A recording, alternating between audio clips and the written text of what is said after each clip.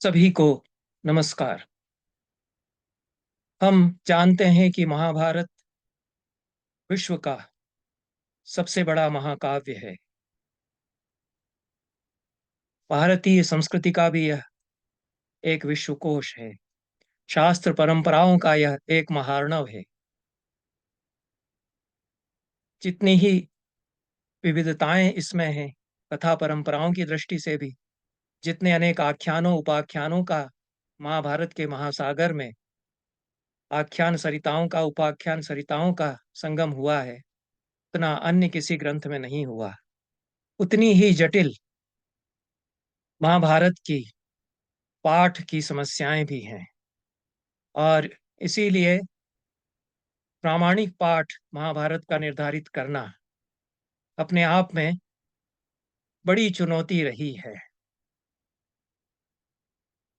महाभारत के प्रामाणिक पाठ की खोज को लेकर के किंचित चर्चा यहाँ पर मैं करूँगा।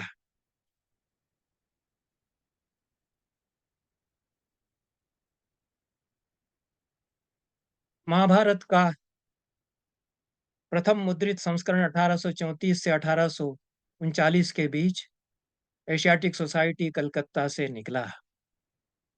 तारानाथ तर्क वाचस्पति इसके संपादन में सहयोगी थे। यद्यपि उनके गुरु को यह कार्य दिया गया था, पर वे वृद्धावस्था के कारण यह कार्य नहीं कर पा रहे थे, और यह Asiatic society sir William Jones के द्वारा स्थापित बड़ी संस्था भारतीय विद्या के प्रचार प्रसार और अध्ययन के लिए जो थी, वहां से निकला।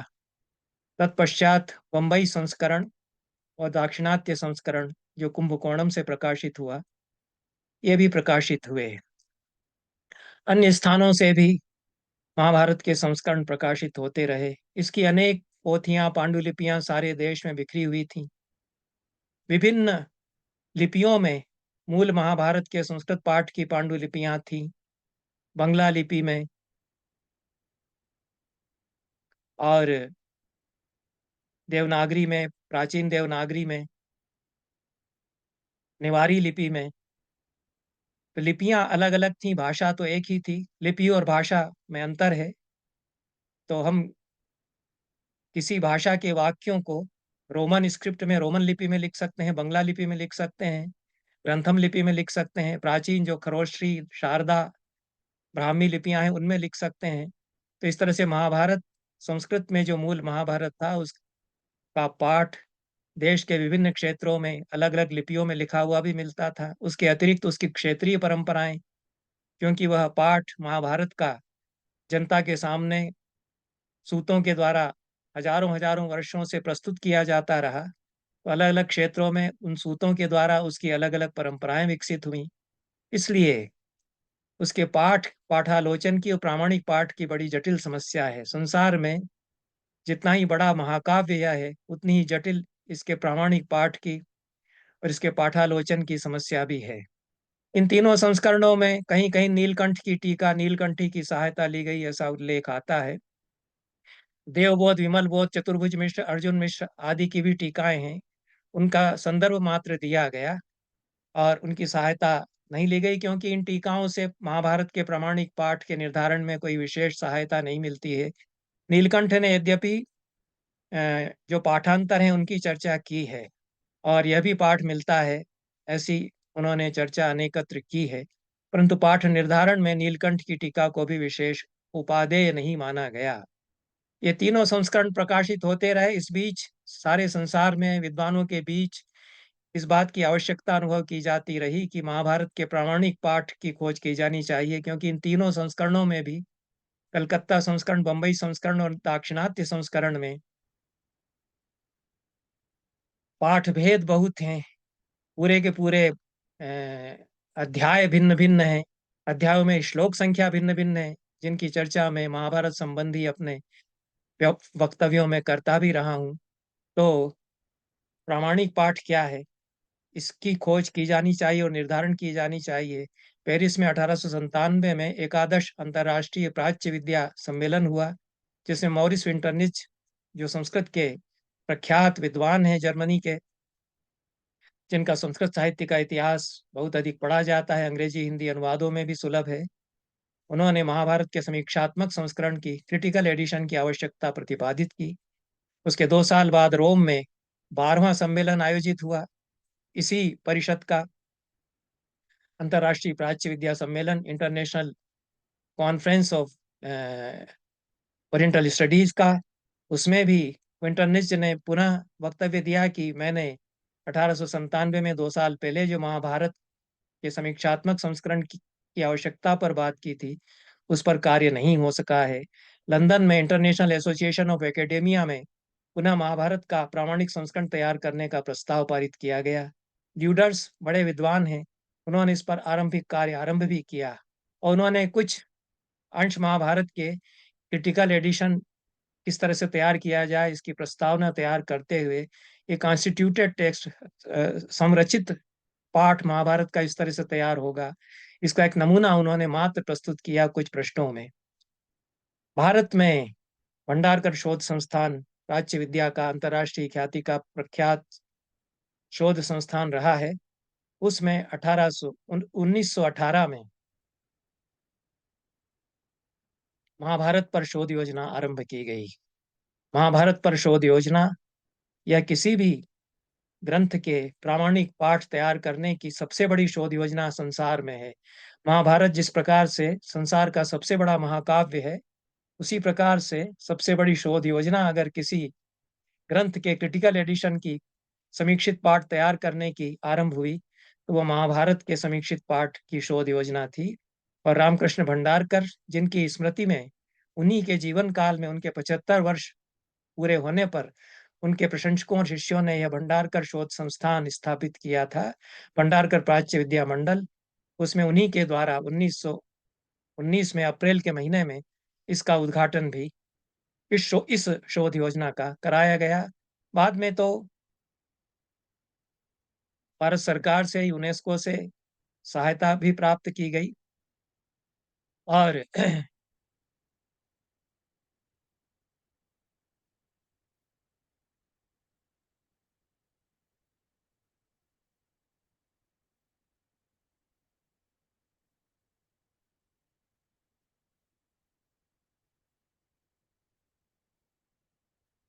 पहला खंड इस शोध योजना के फलस्वरूप 1933 में प्रकाशित हुआ। सुक्थनकर जो यूरोप से प्राचीन ग्रंथों के प्रामाणिक पाठ की खोज की जो वैज्ञानिक प्रविधि है, उसमें विशेष रूप से दीक्षित होकर के आए थे। पश्चिम में ग्रीक भाषा के जो पुराने ग्रंथ हैं और जो बाइबिल है, उसके प्रामाणिक संस्करण कैसे तैयार किए जाएं, अलग अलग पाठ यदि हैं उन ग्रंथों के, इसके लिए एक प्रविधि खोजी गई थी। उसका विशेष प्रशिक्षण सुक्थनकर साहब ने प्राप्त किया था। संस्कृत के वे बड़े अच्छे विद्वान भी माने जाते थे। उनको इसके संपादन का कार्य दिया गया। अनेक विद्वान इससे जुड़े, भारत की और विदेशों के भी विद्वान इस बड़ी शोध योजना से जुड़े। संस्कृत के जो सबसे बड़े प्रकांड पंडित हमारे देश के रहे हैं, वे इस शोध योजना से जुड़े। 50 से अधिक वर्षों तक यह शोध योजना चलती रही। 50 से अधिक विद्वानों की प्रज्ञा, बुद्धि, मेधा इसमें सम्मिलित हुई, सहकार उसने किया, संपादक के रूप में उनका सहयोग प्राप्त किया गया और उसके फलस्वरूप 1819 में तो यह उद्घाटित हो चुकी थी। लेकिन इतने वर्षों के बाद प्रारंभ में किसी अन्य विद्वान ने एक पर्व का संपादन किया था।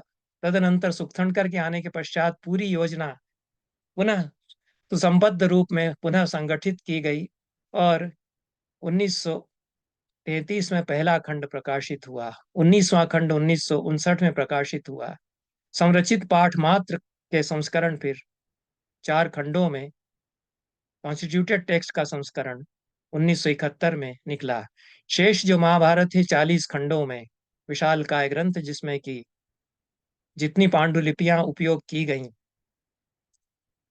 उनके आधार पर जो संरचित पाठ है, क्या प्रामाणिक पाठ होगा वह ऊपर दिया गया है। सारी पांडुलिपियों में जो पाठ भेद हैं वो हर पृष्ठ पर फुटनोट में दिए गए हैं और परिशिष्ट में हमने यह पाठ क्यों चुना, इस पर विस्तार से विवेचन संपादकों ने किया है। यह प्रविधि उन्होंने अपनाई। और लक्ष्य इस योजना का यह था कि जितनी पांडुलिपियां प्राप्त हुई हैं उनके आधार पर प्राचीनतम पाठ का निर्धारण किया जाए। प्रत्येक श्लोक को अधिकाधिक पांडुलिपियों से मिलाया गया। प्रयास यह किया गया कि अधिकाधिक पांडुलिपियों से इसको मिलाया जाए।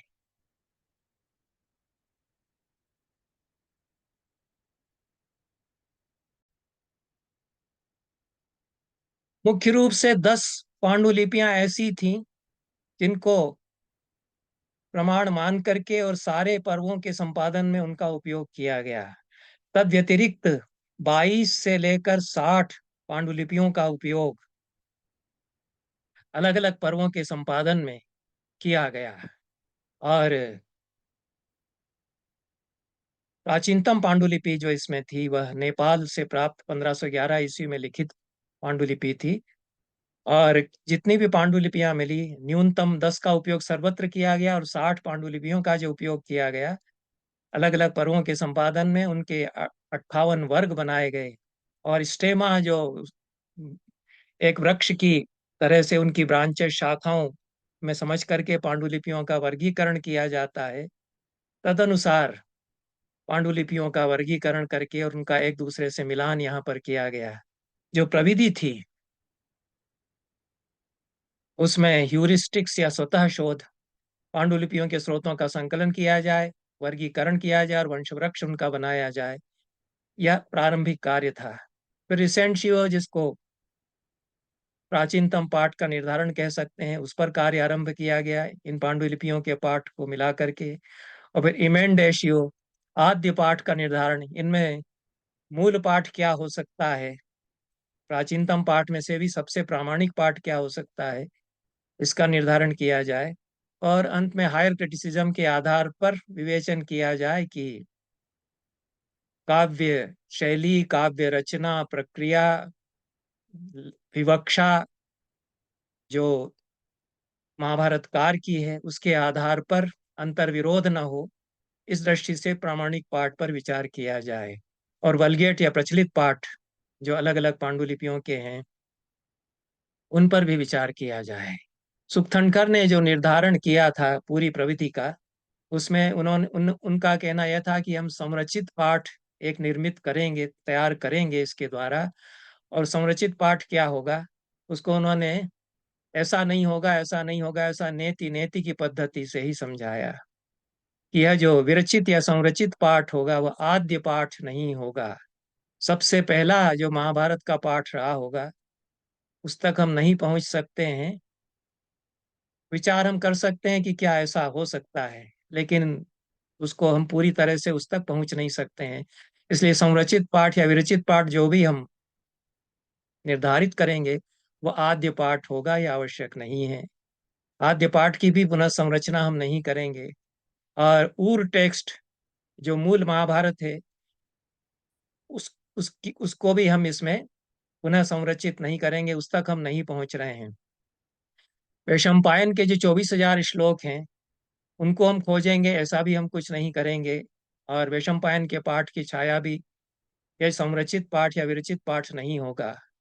और सूत के द्वारा शौनक आदि 88,000 ऋषियों के समक्ष जो महाभारत नैमिषारण्य में कहा गया, उस तक यह महाभारत कितना पहुंचेगा यह भी कहना हमारे लिए संभव नहीं है।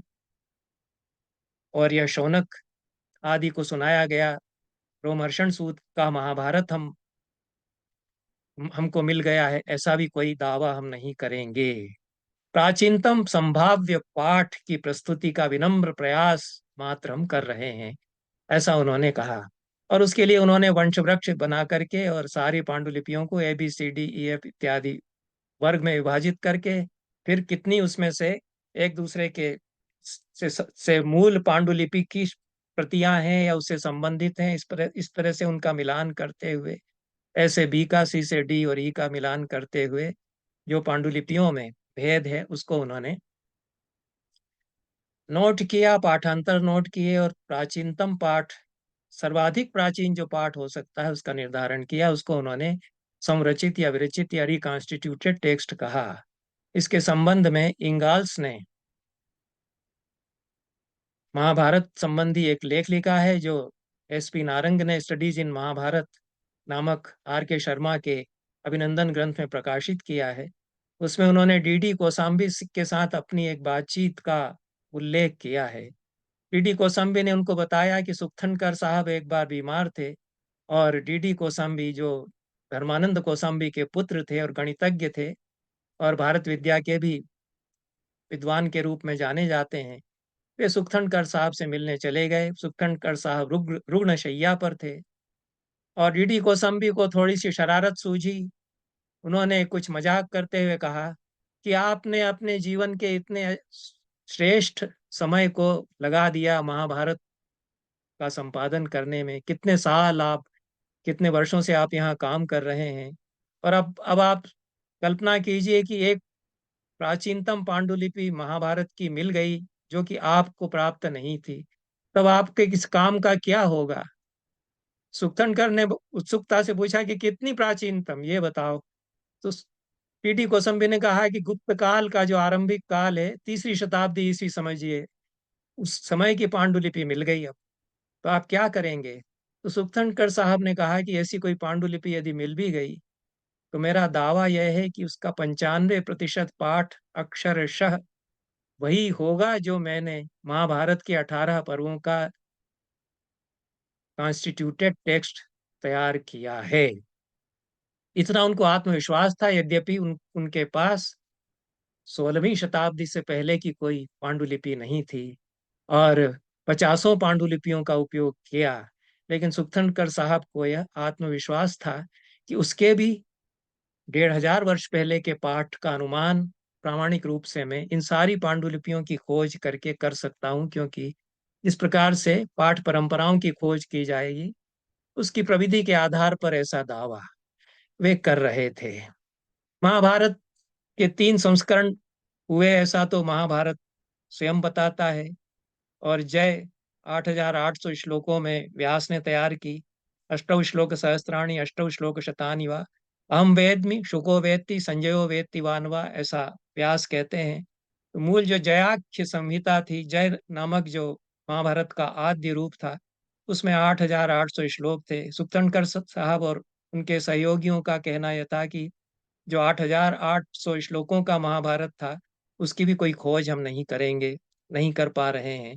वैशंपायन के महाभारत में 24,000 श्लोक थे। तो चतुर्विंशति सहस्रीम चक्रे भारत संहिताम उपाख्याने बिना तावत भारतम प्रोच्यते बुधई, ऐसा आदि पर्व में ही उल्लेख आता है कि जन्मेजय को जब वैशंपायन ने सुनाया तो 24,000 श्लोक उसमें हो गए। व्यास के कहने पर जन्मेजय को वैशंपायन ने जो महाभारत या भारत जय संहिता व्यास ने उनको प्रदान की थी, उसको सुनाया। और तदनंतर रोमहर्षण सूत ने नैमिषारण्य में उसको सुनाया, तो उसमें 1 लाख श्लोक हो गए। और यह 1 लाख श्लोकों की महाभारत संहिता लगभग प्रथम शताब्दी ईस्वी के आसपास तैयार हो चुकी थी, ऐसा हम कह सकते हैं, क्योंकि ग्रीक यात्री डायोक्रिस्टोम, ऐसा ही कुछ नाम मिलता है, उसके अपने यात्रा विवरणों में उसने लिखा है कि उसने यहाँ पर 1 लाख श्लोकों का इलियड देखा है। और गुप्तकाल के शिलालेख में भी महाभारत को शत साहस्री संहिता अर्थात 1 लाख श्लोकों का की संहिता कहा गया है।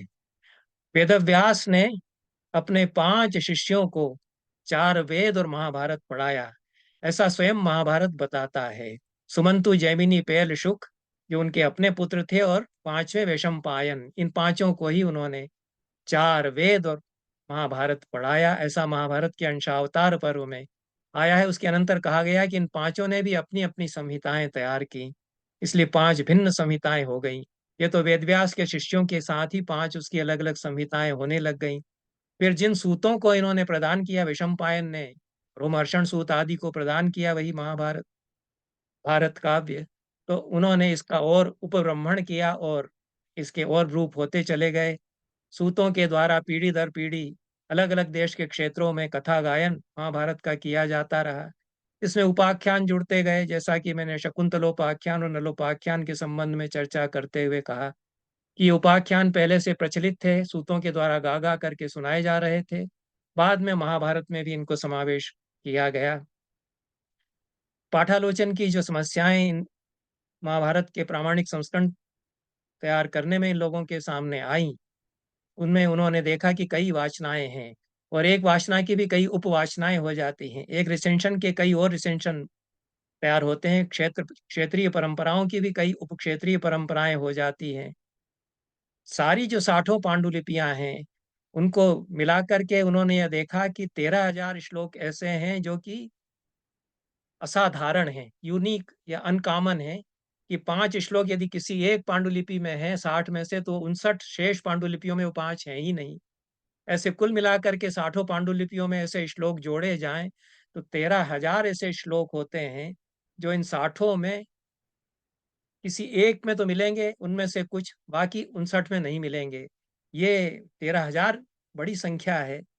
और इससे 1 लाख श्लोकों का जो महाभारत है, उसमें और भी अधिक श्लोक सबको मिलाएंगे अगर, तो हो जाएंगे। जैसा कि हम दाक्षिणात्य पाठ में देखते हैं कि अ, हर अध्याय में बहुत सारे श्लोक अतिरिक्त हैं। तो यह समस्या महाभारत के साथ होते हैं आती है। दूसरी समस्या यह आती है कि इसकी क्या आरंभ से ही अलग अलग वाचनाएं रही हैं। यह जो युद्ध हुआ महाभारत का द्वापर युग में, और उस युद्ध की कथाएं जब गाई जाने लगी, कही जाने लगी, और व्यास ने एक जयाख्य संहिता लिखी, उस समय से ही क्या इसकी दो वाचनाएं थी। यह एक शंका कुछ विद्वानों ने प्रकट की। और M A महेंदले जो महाभारत के प्रामाणिक पाठ की शोध योजना से भी जुड़े रहे हैं, बड़े वरिष्ठ विद्वान हैं, 102 वर्ष की आयु में हाल में उनका निधन हुआ। उन्होंने महाभारत पर भी शोध कार्य भी तद अतिरिक्त किया है। तो उनका एक लेख जो सत्यपाल नारंग ने स्टडीज इन महाभारत, जो R K शर्मा का अभिनंदन ग्रंथ है, उसमें प्रकाशित किया है। Is there only one version of the game of dice in the Mahabharata, इस शीर्षक से M A महेंदले का लेख है। उसमें यह प्रश्न उठाते हैं कि जो सभा पर्व में द्यूत पर्व है, उसकी क्या एक ही वाचना थी या कि दो वाचनाएं थीं? क्योंकि उसका अध्ययन करने पर उसमें अंतर्विरोध सामने आते हैं। ऐसा यह तो स्पष्ट ही है कि अलग अलग पांडुलिपियों में उसमें परस्पर विरोधी वक्तव्य आ जाते हैं। और M A महेंदले का कहना यह है कि वो दो वाचनाएं उसकी चली आ रही थी। महाभारत के संकलयिताओं ने संहिता के रूप में जब एकत्र किया, तो इसका पाठ और इसका पाठ मिल गए, तो इसलिए परस्पर अंतर्विरोध कहीं कथा में दिखाई देता है। विदुर जो है, युधिष्ठिर को द्यूत के लिए बुलाने जाते हैं, ऐसा एक बार कह दिया गया। अगले अध्याय में फिर कहा गया कि विदुर युधिष्ठिर को द्यूत के लिए बुलाने के लिए उनको कहा गया और वे बुलाने के लिए चल पड़े। तो ये पुनरावृत्ति अनावश्यक है, हालांकि ऐसी पुनरावृत्तियां महाभारत में अनेकत्र हैं। पर उससे अधिक जो चिंतनीय प्रसंग है वह यह है कि युधिष्ठिर द्रौपदी के लिए दूत को भेजता है। प्रतिगामी उसको कहा गया है। दूत वापस लौट करके बताता है कि द्रौपदी ने कहा है कि उस जुआरी से पूछो, मेरे पति से, कि उसने अपने आप को पहले दांव पर लगाया था या मुझे दांव पर लगाया था।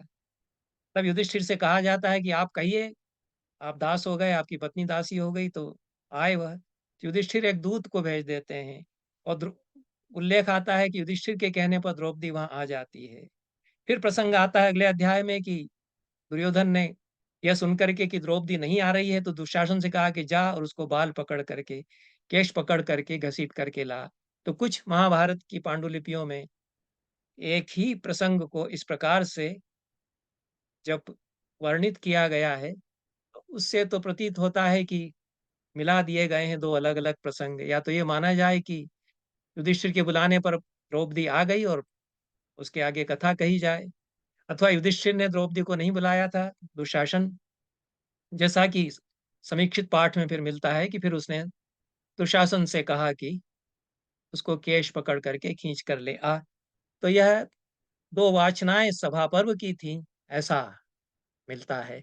और एक विदेशी विद्वान थे, उन्होंने तो यह शंका ही प्रकट की थी कि आरंभ से ही महाभारत के दो पाठ रहे होंगे। अनंतर संप्रदाय विशेष के महाभारत संप्रदाय विशेष से प्रभावित महाभारत की वाचनाएँ और महाभारत में कतिपय पाठ उस प्रकार के जोड़े गए। सुक्तनकर का कहना यह था कि नारायणं नमस्कृत्य नरं चैव नरोत्तमं देवीं सरस्वतीं व्यासं ततो जयमुदीरयेत्। यह तो प्रवचनकार भी श्लोक इसको पढ़ते हैं। पुराणों के महाभारत के प्रवचन में और महाभारत के आदि पर्व के आरंभ में यह श्लोक आता है। सुक्तनकर के अनुसार यह मूल महाभारत का अंश नहीं है और भार्गव संप्रदाय में प्रचलित यह मंत्र है। दक्षिण की जितनी महाभारत की वाचनाएं हैं उनमें यह प्राप्त नहीं होता है। पर सुक्तनकर ने जो प्रविधि अपनाई उसकी भी कतिपय न्यूनताएं प्रतीत होती हैं। एक तो उन्होंने क्षेत्रीय परंपराओं की उपेक्षा की है और दूसरी उन्होंने कतिपय श्लोकों को अप्रामाणिक मानते हुए कहा कि यह तो एब्सर्ड है। जैसे एक श्लोक, इस श्लोक के संबंध में उन्होंने कहा, प्राज्ञः प्राज्ञ कलापज्ञः प्रलापज्ञमिदं वचः प्राज्ञं प्राज्ञः कलापज्ञः प्रलापज्ञं वचो ब्रवीत। यह महाभारत में श्लोक आता है। सुक्तनकर ने कहा कि यह तो एकदम बकवास है, appears to be sheer nonsense. अब एक तो इसमें sheer नॉनसेंस कैसे है? व्याकरण की दृष्टि से एकदम शुद्ध श्लोक है। जो प्राज्ञ थे, प्राज्ञ कलापज्ञ थे और प्रलापज्ञ थे, उन्होंने प्राज्ञ और कलापज्ञ को और प्रलापज्ञ को यह कहा। इसमें वाक्य पूरा है, इसमें sheer नॉनसेंस तो नहीं है। प्रज्ञा से युक्त प्राज्ञ है, प्रज्ञा से युक्त व्यक्ति ने प्रज्ञा से युक्त व्यक्ति से कहा जो प्राज्ञ कलापों का ज्ञाता था, उससे उसने कहा सारे ही सार्थक शब्द हैं। मुझे लगता है कि दो कारणों से ऐसे श्लोक महाभारत में आए, प्राचीन काल से ही चले आ रहे हैं, उनको पूरी तरह से खारिज नहीं कर सकते और इसकी संभावना होती है, हो सकती है कि वो मूल महाभारत जिसको कह रहे हैं उसमें भी रहे हों, क्योंकि व्यास ने कतिपय कूट श्लोक लिख दिए थे। ऐसी एक परंपरा चली आ रही है, तो व्यास ने ही लिख दिए हों, ऐसा भी हो सकता है, या कह दिए हों, ऐसा भी हो सकता है।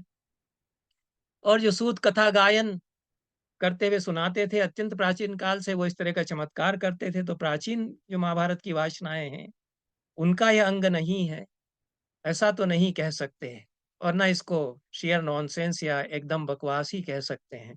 दूसरी जो, जैसे प्राज्ञः प्राज्ञ कलापज्ञः प्रलापज्ञमिदं वचः प्राज्ञं प्राज्ञः कलापज्ञः प्रलापज्ञं वचो ब्रवीत। ऐसा चमत्कार उत्पन्न करने के लिए, अनुप्रास की लड़ी उत्पन्न करने के लिए, श्रोताओं को प्रभावित करने के लिए सूत जो कथा गायन कर रहे हैं वो कुछ शब्दावली जोड़ देंगे। ऐसी प्राचीन काल से कथा गायन में प्रवृत्तियां रही हैं, तो ऐसा श्लोक तदनुसार आ गया। इस तरह की कतिपय प्रवृत्तियां सूतों के कथा गायन में और भी रही हैं। कुछ शब्दावलियां जो बहुत पुरानी चली आ रही हैं उनको वे जोड़ जोड़ देते थे। तो ततः प्रवृत्ते युद्धम तुमुलम लोम हर्षणम, यह पंक्ति महाभारत में कई बार आती है। जब युद्ध का वर्णन होता है तो कथा सुना रहे हैं, सुनाते सुनाते युद्ध की भयावहता का वर्णन करना है, तो यह पंक्ति वो जोड़ देते हैं कि बहुत भयावह युद्ध हुआ। ऐसा तो कहानी में सुनाऊंगा महाभारत की युद्ध की, तो उसमें भी मैं कहूंगा कि कर्ण और अर्जुन में बड़ा भयंकर युद्ध हो रहा था। बीच बीच में इसको मैं दोहरा दूंगा। तो ततः प्रवृत्ते युद्धम तुमुलम लोम हर्षणम, यह इस तरह की पंक्ति बार बार महाभारत में आती है। तयो प्रवृत्ते युद्धम तुमुलम लोम हर्षणम, दो महारथियों के द्वंद्व युद्ध का वर्णन करेंगे तब भी यह पंक्ति डाल देंगे। तत्रासीत तुमुलम युद्धम करुणम लोम हर्षणम। ये कुछ निर्धारित पदावलियां हैं, इन पर शोध कार्य किया राम करण शर्मा जी ने महाभारत के पाठ को लेकर के। और रूसी विद्वान पीए गिंस्टर एक थे, उन्होंने कहा कि महाभारत में कुछ पदावलियां बार बार दोहराई जाती हैं, जो रिकरेंस है। तो ये कुछ फ्रेजेस, कुछ शब्दावली, एक ऐसी शब्दावली थी जो कि फ्लोटिंग एक तरह से चली आ रही है परंपरा में, उसको वे कहीं भी जोड़ सकते हैं उस प्रसंग को प्रभावी बनाने के लिए, जो कथा गायक हैं, जो कथा गायन कर रहे हैं महाभारत का। तो इसलिए इस तरह की पंक्तियां उसमें बार बार आती हैं। अब वो कितनी प्राचीन काल से चली आ रही यह भी नहीं कहा जा सकता है, और वे महाभारत में अनेकत्र जोड़ी गई हैं जो कथा गायक हैं उनके द्वारा, ऐसा हम कह सकते हैं। अब जो ये प्रश्न आया कि क्या दो वाचनाएं आरंभ में थी, इस पर एडोल्फ होल्ट्समैन एक यूरोप के विद्वान थे। उनका कहना यह था कि जो मूल महाभारत था उसमें पांडव ही खलनायक थे और कौरव उसमें नायक थे। सत्पक्ष कौरवों का था और असत पक्ष पांडवों का था। और जब पांडवों ने कौरवों को युद्ध में पराजित कर दिया, ध्वस्त कर दिया, नेस्तनाबूद कर दिया कहा जाए, तब यह महाभारत का एक और संस्करण, उसकी वाचना निर्मित की जाए और जन्मेजय को यह कार्य सौंपा गया है। वैशंपायन को यह कार्य सौंपा गया कि जन्मेजय को ऐसा महाभारत सुनाए जिसमें कि पांडव एक खलनायक की तरह न प्रकट हों। तो यह कार्य वैशंपायन ने किया। और होल्ट्समैन का कहना यह था कि जो मूल रूप था महाभारत का, उसमें दुर्योधन एक गुणी व्यक्ति, पुण्यवान व्यक्ति है, नायक है, और उसको फिर खलनायक बना दिया गया। यह तो ग्राह्य नहीं है किसी भी तरह से यह मत, लेकिन यह सोचना चाहिए था इनको कि पूरी भारतीय परंपरा में खलनायक नहीं होता है।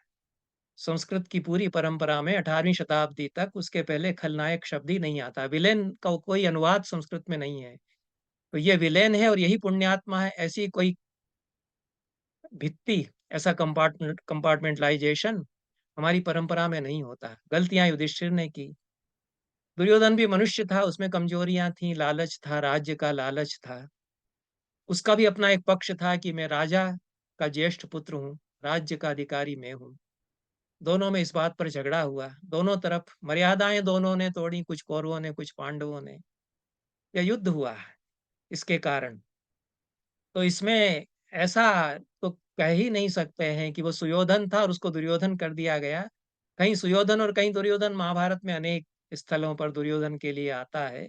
सुयोधन नाम दें चाहे दुर्योधन नाम दें, उससे अंतर नहीं पड़ता है। दुशासन नाम नहीं था, मूलतः सुशासन उसका नाम था, ऐसा इन्होंने अनुमान किया।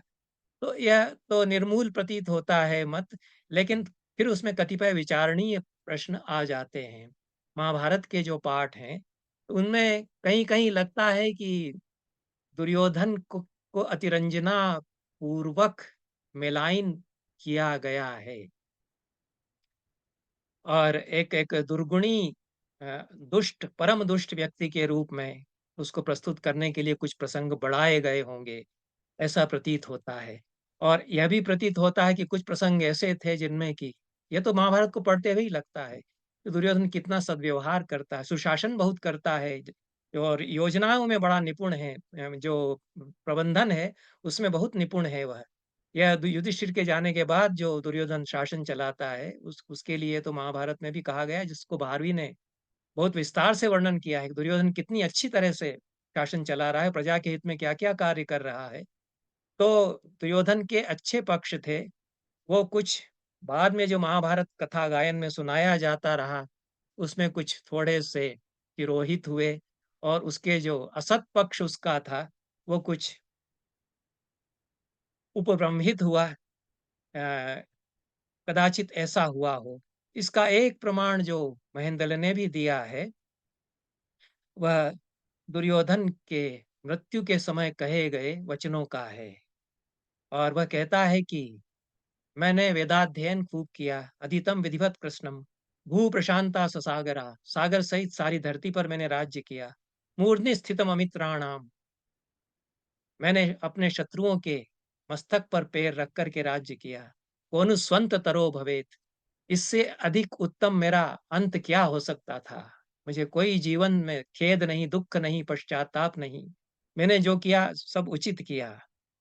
ऐसा लंबा वह कहता है कि मैंने अच्छे ही अच्छे कार्य किए हैं, मैंने कोई पाप नहीं किया, मैंने किसी को धोखा नहीं दिया, छल नहीं। ये मरते हुए दुर्योधन के मुख में ये वाक्य महाभारत में डाले गए।